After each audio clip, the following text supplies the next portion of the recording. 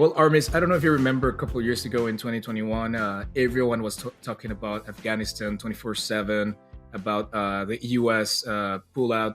And yeah, a couple of years afterwards, not a lot of people are talking about it. I think today is a really important day to talk about, especially women's rights due to the Taliban's oppressive behavior over there. So, really excited about today's episode. Yes, indeed, Fabio. And since we are not experts for this country, we have invited Husna Yalal, a women's rights activist from Kabul living in the Netherlands. She happens to study international relations with me at Leiden University. And I thought that right now is the perfect opportunity to present her in our show, since, as you've already mentioned, today's episode is published on the International Women's Day. And as you will all know, women's rights have been in steep decline in Afghanistan since the takeover of the Taliban last year. Hence, this aspect will play a special role in our episode today. And we want to take a special look at the role of the West, which has profoundly shaped the fate of Afghanistan in the past decades. So, Husna Yalal is a women's rights activist and the founder of the Young Afghans Women movement in Afghanistan. Husna has worked tremendously for civil and political rights, especially for the promotion of the political rights of Afghan women. Husna is the associate founder of Freedom Message newspaper and a board member of the Afghan Women Empowerment and Capacity Building Center. Her leadership and work were recognized and appreciated by the 5th World Women Leadership Congress and Award, by the Women Super Achiever Award in 2018 in India. And after the fall in Kabul in August 2021, Husna was forced to go into exile. So yeah, thank you very much for joining us, Husna. How are you today? Thank you so much, Aramis, for the introduction. I'm very happy that I'm here. I'm very happy that, again, I'm talking about Afghanistan in this platform, and I'm using this opportunity to amplify the voices of my sisters from the country. Who's not same as Armis, thank you so much for joining us. Really, like we wanted to talk about women's rights in this show, but we thought that, of course, this is a show that talks about geopolitics, so we had to find a connection. And then talking about the women's right in such a important region and country such as Afghanistan, we thought it was great. So thank you so much for coming. I think you have a lot of great, insightful things to share here with us. So thank you so much for that. And yeah, I mean, really excited to listen to all these things you have to say. So, as some of the listeners might know already, and as armies have said, women's freedoms in Afghanistan have been a matter of deadly contention in Afghanistan for more than half a century, and never before the lives of so many women depended on the outcome of this struggle. Today, this debate has emerged as the centerpiece of debates among the Taliban rule and the future of this new regime, and how that relation is gonna be shaped in the coming years. So why don't just we go into the first block of today's episode and we give our listeners a little bit of context, Armis, of this situation, and then we jump into this debate with Husna.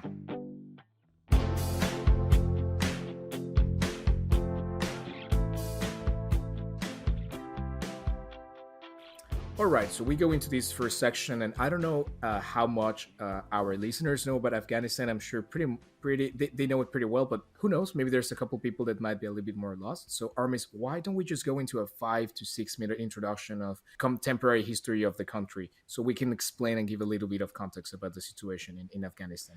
Yeah, and since this episode has a focus on the Western intervention aspect of Afghanistan, we will start our historical overview with the so-called Great Game, which took place in the 19th century.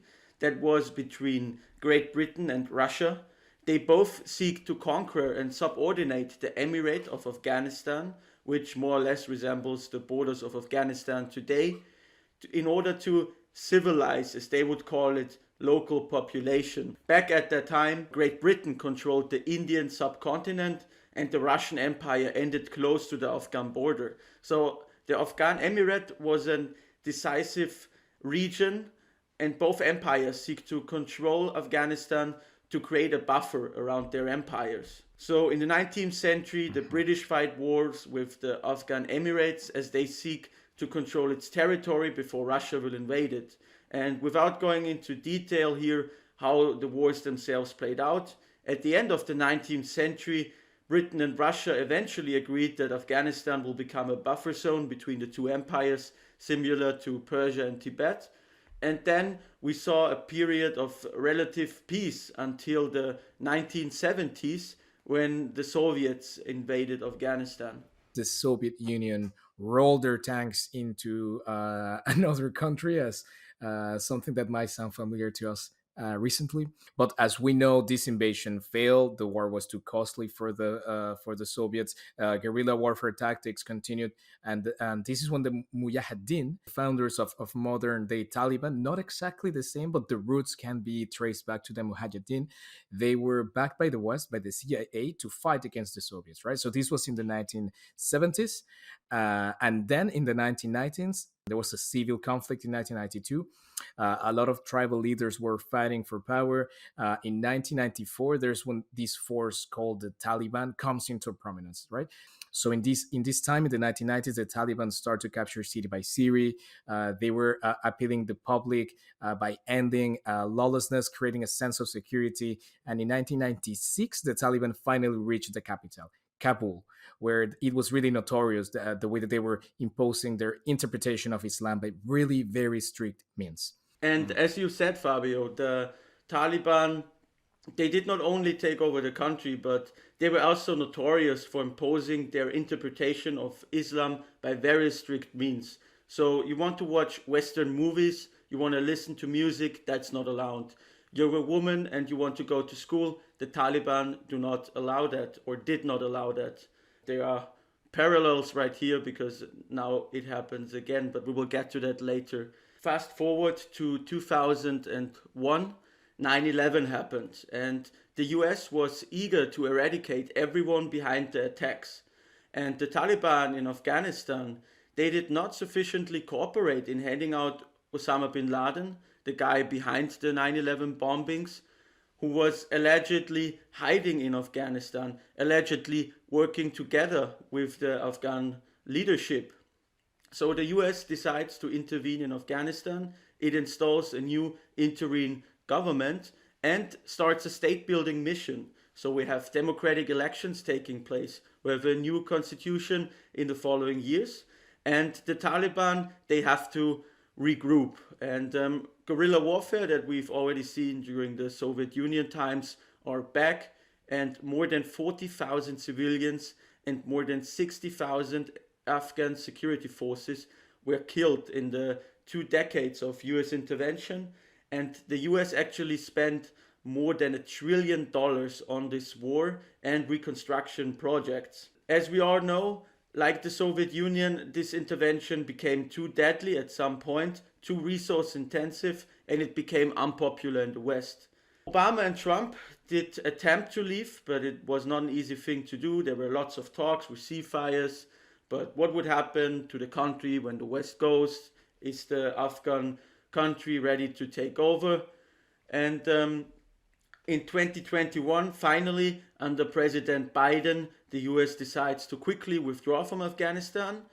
Its allies followed Biden's call, and Afghan state security forces dissolved quickly in the wake of non-Western support, allowing the Taliban to regain control of Afghanistan within few months. And the decisive date we have to keep in mind here is the 15th of August, because that's when the Taliban reach Kabul and the whole situation changes. The Taliban are in power from the day 15th of August in 2021. And what happens after this period, we will take a closer look at that in the second part of this episode.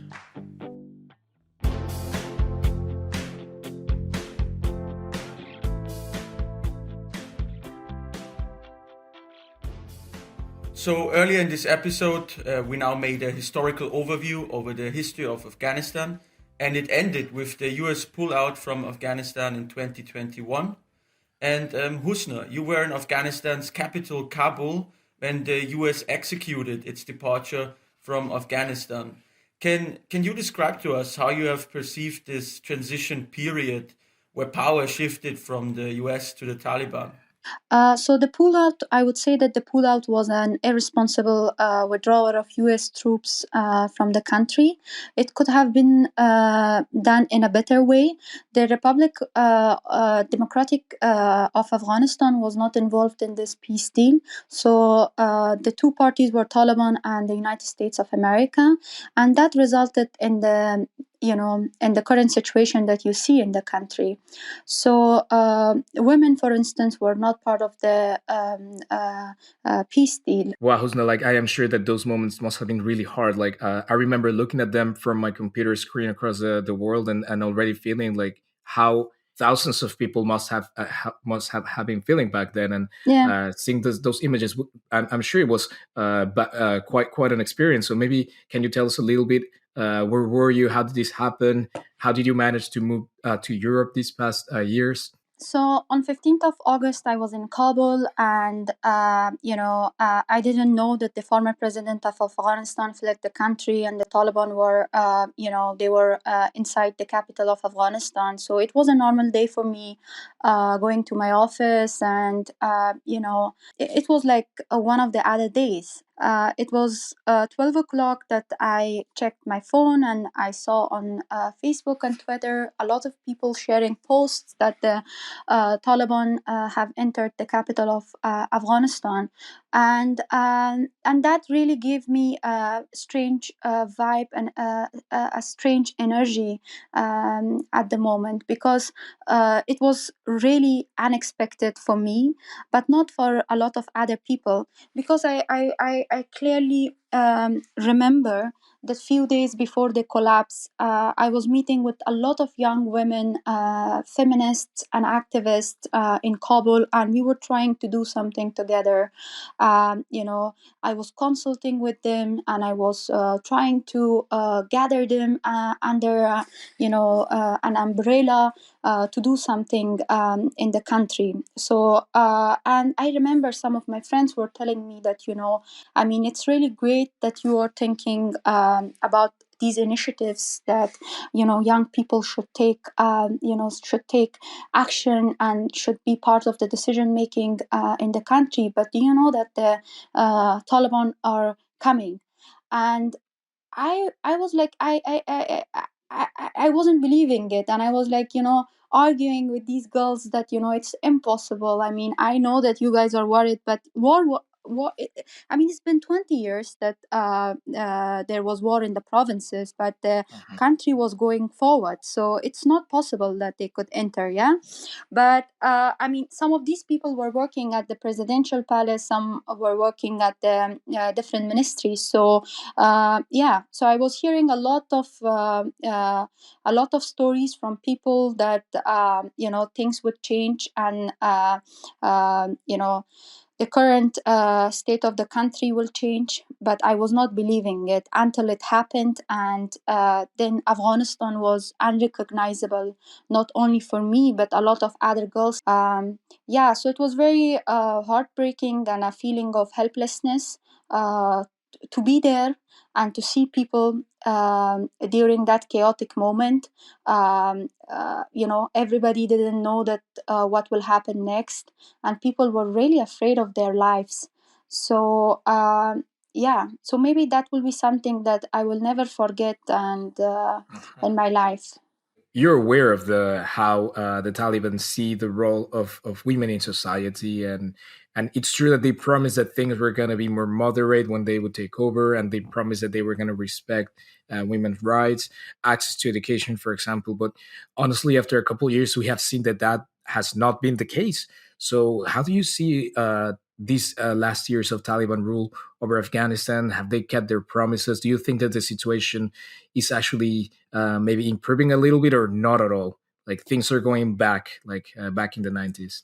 Yeah, so let me be clear, Fabio, first of all, that the ideology on which Taliban was created cannot be moderate. there was a lot of things happening in the recent years, and they created the Taliban lobbyists created a new narrative that they have changed and they are moderate now, they are educated now, they value women rights and they value human rights, and so these lobbyists try to portray a different image for Taliban. But now we can see that those were only words. You can clearly see after 15th of August their war against the women in the country. You don't see any changes in the economy of the country. I mean, they didn't, in terms of the state building, they didn't do anything. Their only focus is on women, on girls of Afghanistan, how they can restrict women rights, how they can restrict girls' rights, and how they can, show further to the world that how unprogressive this group is. So and whatever they say during the Doha peace deal and in Qatar, those were all lies. So basically, I see them as very good, talkers. When it comes to words, they're very good and they can play it very smartly. But when it comes to action, uh, you don't see what they say, and the idea, the narrative that Taliban are moderate and they have changed, it's a lie, and they proved it themselves in the past 1.5 year by oppressing women, by by murdering and assassinating their opponents, and by making Afghanistan a hell for women. So now that women enjoyed rights in Afghanistan during US and allied intervention, they knew what it was like. So they feel a clear difference between back then and now with the Taliban rule. So how are they reacting to the change? Are they resisting Yeah. towards it? What is happening Yeah. all over Afghanistan? Of course, I mean, for the older generation, like the generation of my mother, like they saw war and they were in the country during the civil war and the first rule of the Taliban. But for the generation that's coming from the post 9/11 and international community intervention, Afghanistan is unrecognized right now. I mean, I understand that there were problems before 15th of August. There were a lot of problems, and we were dealing with enormous problems, but women enjoyed freedom, women enjoyed democracy. They were with the intervention of international community in Afghanistan, the light of democracy came in the country, and the situation was completely different for this young generation of people. The current situation is unacceptable, so that's why you see women on the streets protesting. Women are leading the new revolution in Afghanistan, and these women are courageous. These women are really courageous because facing Taliban on the daily basis inside Kabul, and there's no one to protect them, but they're still going out of their houses and they're protesting since 15th of August for their rights. So it's clearly an indication that women of Afghanistan will never accept the current situation of the country, will never accept the same situation that happened in the 90s. Afghanistan has changed. And we are new people, the new generation have enjoyed the rights and, have seen the new Afghanistan, have seen the change in Afghanistan. So Taliban need to see this and understand this. They cannot sustain, they cannot continue by their anti-women policies. Wow, no, it must be super hard. Like, I mean, I cannot even imagine how it must have felt to start having all of these rights recognized to a certain extent, and then suddenly, you go back into what it life used to be. And I am sure that you are someone that's fighting for these things. But I wanted to ask you about your work because you're a women's right activist. So how do you try to maybe change how things are happening there in Afghanistan, or like if you could maybe give us a little insight on the things you do for your activism. Yeah. So after 15th of August, I was forced to go to exile, and I left Afghanistan. I come to the Europe, and then I and another and a group of Afghan girls, we decided to work on a digital platform and to help and empower Afghan women.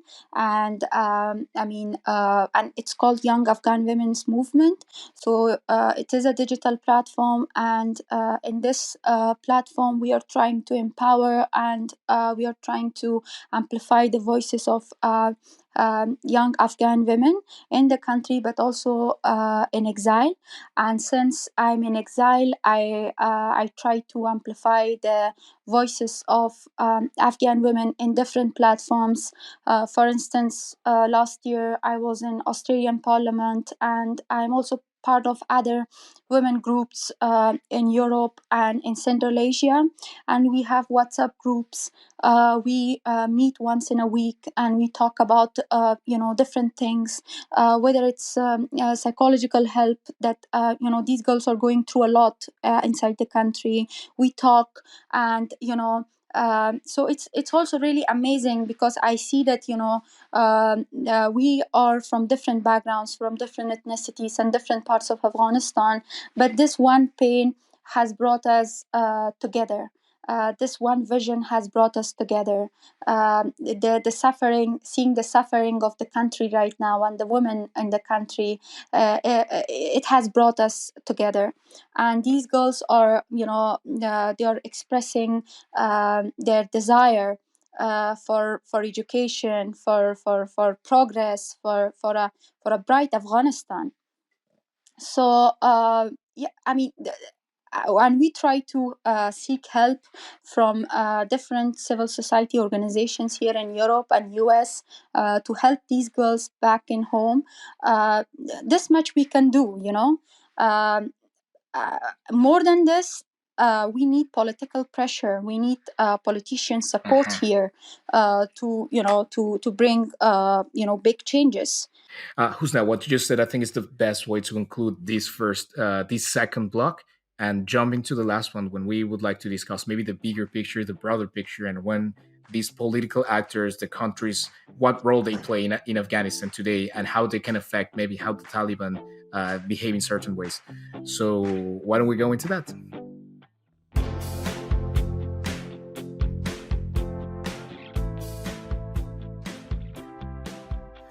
Yeah, so Afghanistan has been the target of foreign intervention more than once, as we have explained in this episode.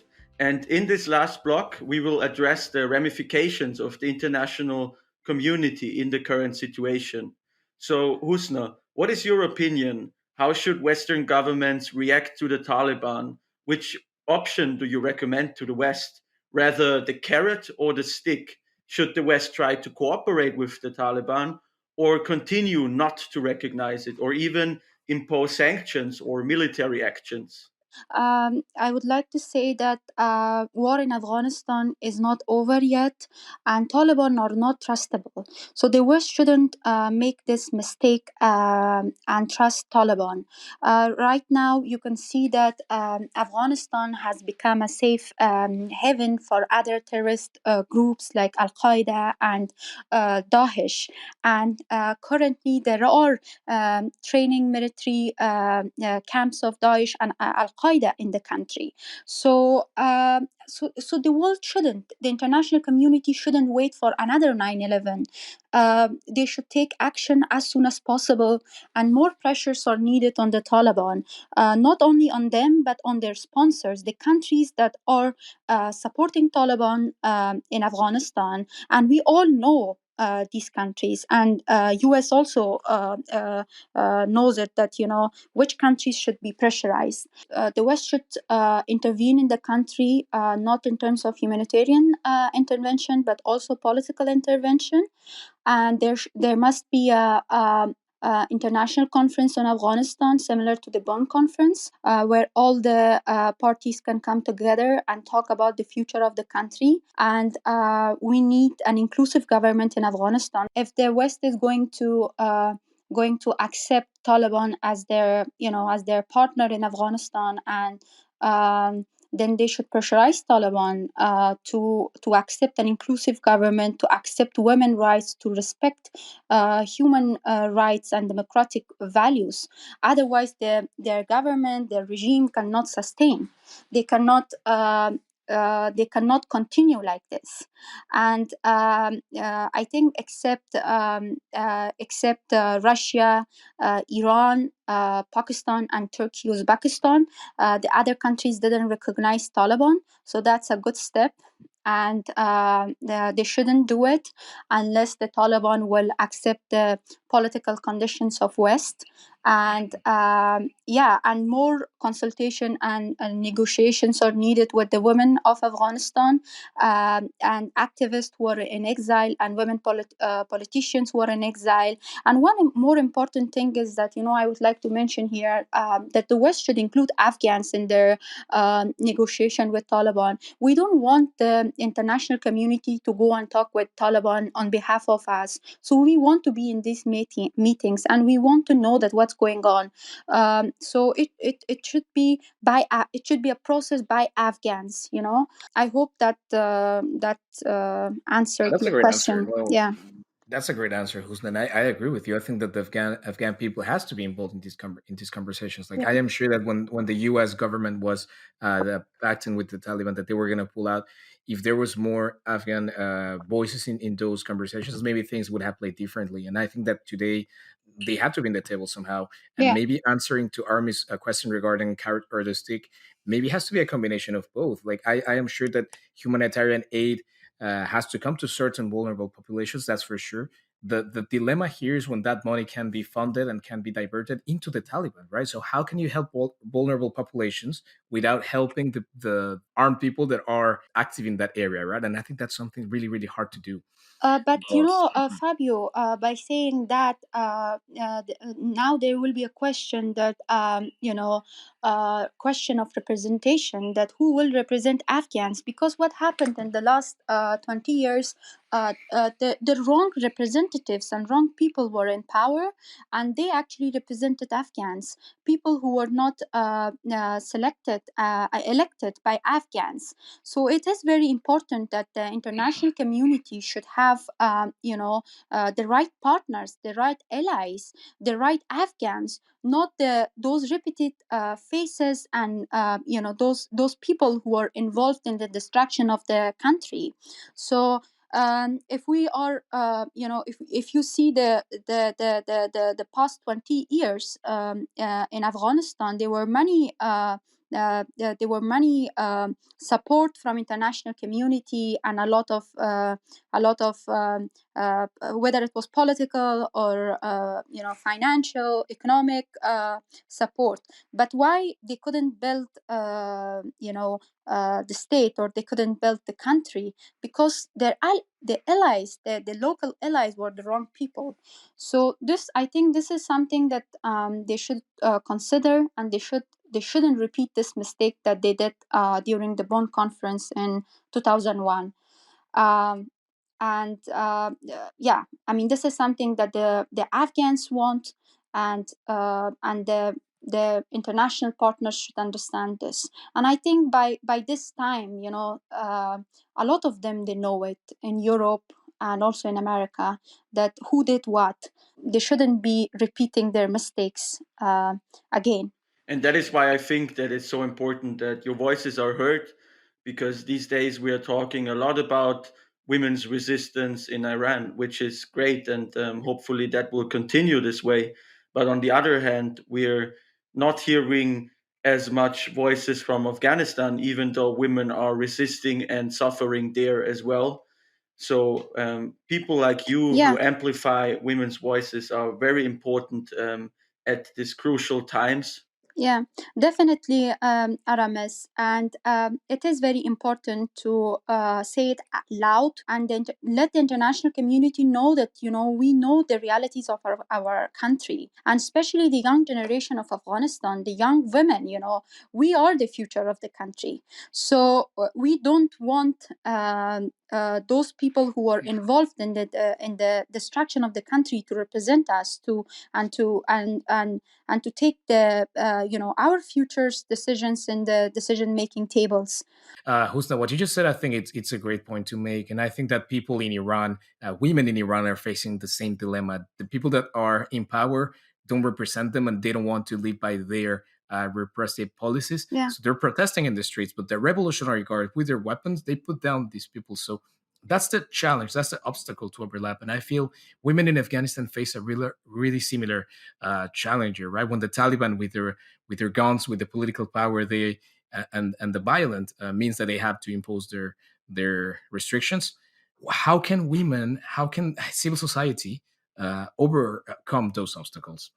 Right now, what we see in Iran and Afghanistan, the non-violent resistance led by women is amazing, because you see whether in Iran and Afghanistan women are confronting the armed militants in the streets, and they are doing this courageously. So now, what will be the role of the international community? What will be the role of the European countries and America in this? Unfortunately, in the past 1.5 year, we just saw different messages of sympathy and empathy on social media by Western representatives, but no action was taken. And by the passing of each day, the situation of women is getting worse and worse. And the current regime, the Taliban de facto authorities in the country, are getting stronger, because since the collapse, first they were a little bit paranoid after 15th of August, because they didn't know that what should be done next. Now they defeated according to them, they defeated the West, the superpowers, and now they have the power in the country. So now, what next? How to run how to run the government, how to run the economy, how to generate revenue. They didn't know that, and they demanded recognition, because the Afghan assets were in the New York banks. But that was not given to them, very fortunately. But now they're seeking help and support from other countries, like Uzbekistan, for instance, or like Iran and Pakistan, and they're trying to generate revenue through the developmental projects right now in the country. So it's also important to understand that the more time that will be given to them, the stronger they will become, because they will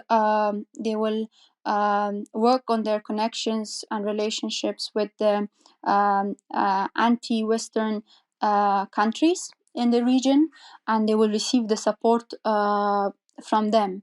And then it will be difficult to convince them, and or to pressurize them on certain issues.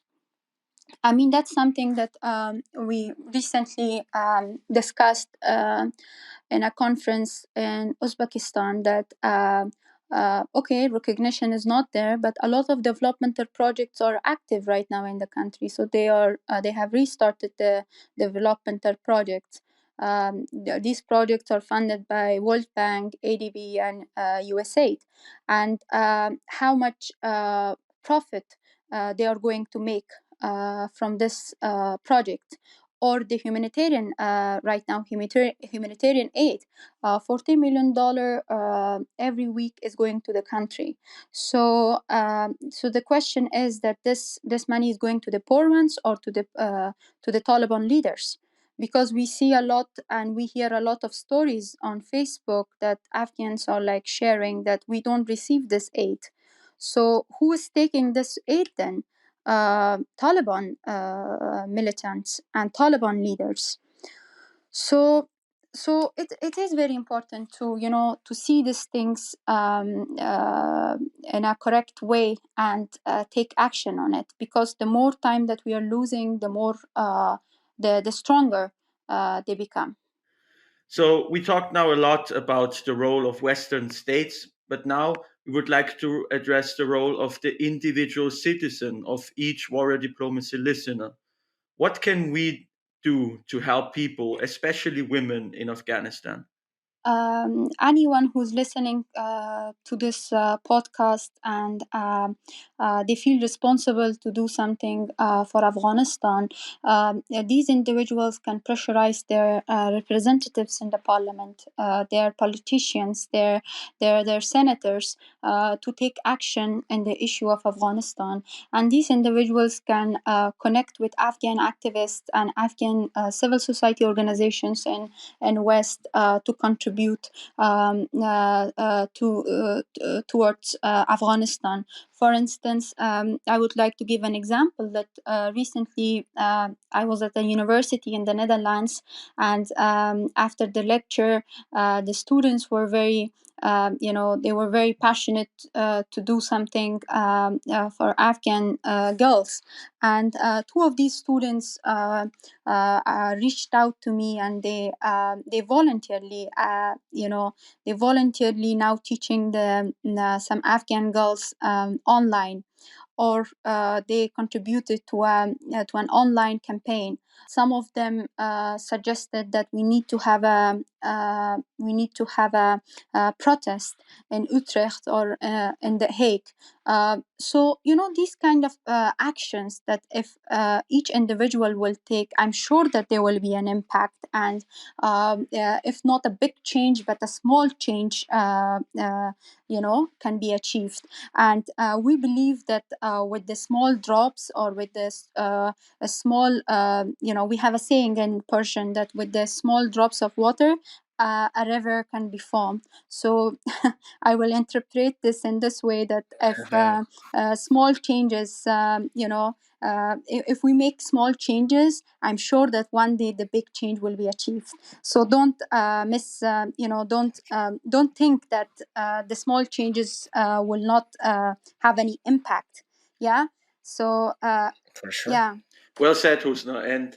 And dear listeners, if you want to become part of the river, then make sure to head to the show notes of this episode, where we will provide you with the respective links to get access to the respective women's rights activist groups.